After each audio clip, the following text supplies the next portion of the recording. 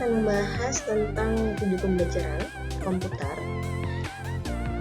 mengenai sejarah komputer dan kegunaan komputer. Sebagai tokoh saya, Maulidia. Yang pertama, kita harus tahu komputer itu apa sih. Jadi komputer itu sebenarnya bahasa Latin dari to compute, komputer atau to compute in English, yang artinya menghitung. Jadi komputer itu awalnya digunakan untuk menghitung seperti itu.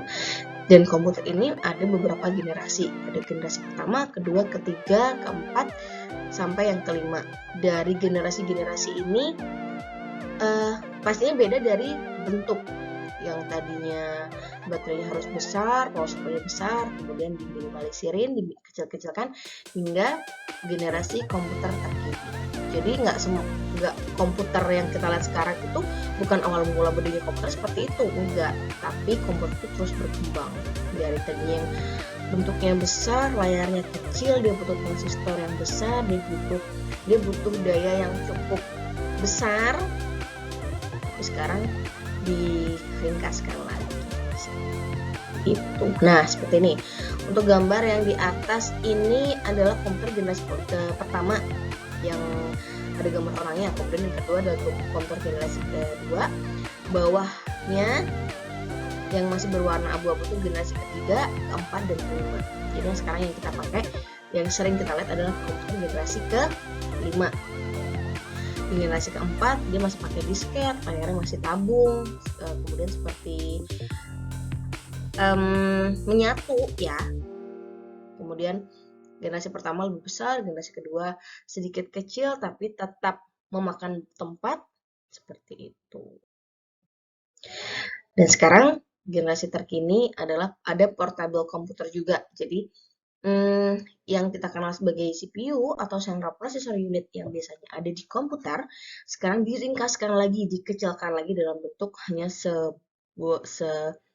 sepapan, hanya dibuat sepapan yang disebut dengan motherboard. Nah, komputer itu dipakai sesuai kebutuhan.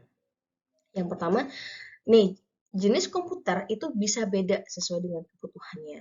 Jadi kalau misalkan kita seorang user biasa, kita bekerja sebagai admin, kita seorang pelajar, kita bisa kalau misalkan kita mau beli komputer, kita bisa beli komputer yang sesuai dengan apa yang kita butuhkan. Jadi paling kita cuman buka Office, ngetik, kemudian ngedit foto, itu ada. Kemudian untuk gamer, dia butuh yang tampilannya wow, untuk bisnis, untuk yang RAM-nya besar, penyimpanannya besar, untuk server, untuk desainer, untuk ngembang aplikasi. Itu beda semua. Jadi, kita bisa membeli sesuai dengan kebutuhan kita.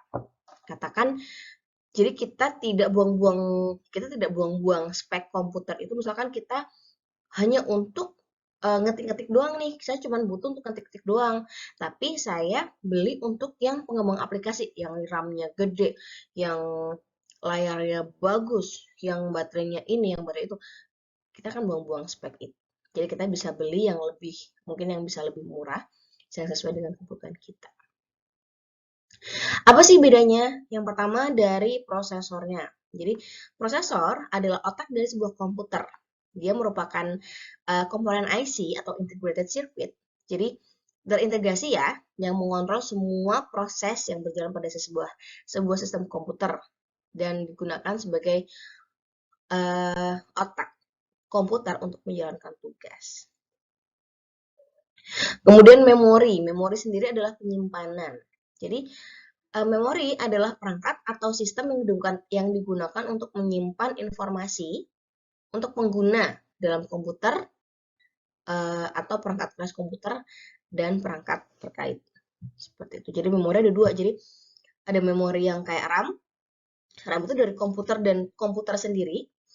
Dia hanya menyimpan proses dari komputer ketika komputer berjalan ke dalam memori ini. Ada memori yang bisa untuk kita, jadi menyimpan informasi untuk pengguna langsung, kayak misalkan memori flash disk, hard disk, kayak gitu. Jadi kita hanya sebagai media transfer, media transfer. untuk menyampaikan, untuk biar data itu bisa berjalan-jalan seperti itu. Kemudian daya baterai. Jadi baterai pada umumnya merupakan benda untuk mengubah energi kimia menjadi energi listrik. Jadi di sini baterai itu yang kita tahu adalah penyimpanan energi ya. Jadi kalau misalkan kita berada di kantor, kita cuman akan stay di kantor, kita tidak butuh membawa pekerjaan atau apa, mungkin kita bisa menggunakan komputer, jadi kita tidak usah bawa-bawa. Apalagi kalau misalkan kantornya udah punya genset, jadi kalau mati lampu tetap bisa nyala tuh komputer, tidak butuh baterai yang penyimpanan dayanya cukup banyak. Kecuali kalau misalkan kita seorang pelajar, kemudian bekerja di kelas, menggunakan laptop di kelas yang harus portable, kita menggunakan laptop seperti itu. Kemudian kualitas display. Jadi display ini merupakan tampilan, dan display ini murni oleh kualitas layar komputer. Jadi kalau misalkan kita seorang desainer, kita butuh detail-detail gambar yang jelas, detail-detail warna yang jelas, kita bisa tuh pilih yang mana sih yang tampilan displaynya ini, mana sih yang tampilan displaynya seperti ini, seperti itu. Kemudian bentuk seperti biasa kita mau yang portable atau mau yang cukup kecil, mau yang besar atau mau yang sangat besar atau bisa dibawa kemana-mana. Kemudian konektivitas. Konektivitas ini tidak melulu tentang WiFi ya, bukan konektivitas internet, tapi juga tentang konektivitas kabel. Jadi, nah ini, biasanya kita juga melihat tuh laptop dengan konektivitasnya tuh lengkap. Jadi berupa port-port USB, LAN, HDMI, VGA, atau yang lain. Nah, itu tadi penjelasan singkat tentang sejarah komputer dan kegunaannya. Kemudian, jadi kita bisa milih spek apa yang cocok digunakan untuk apa kebutuhan kita. Terima kasih.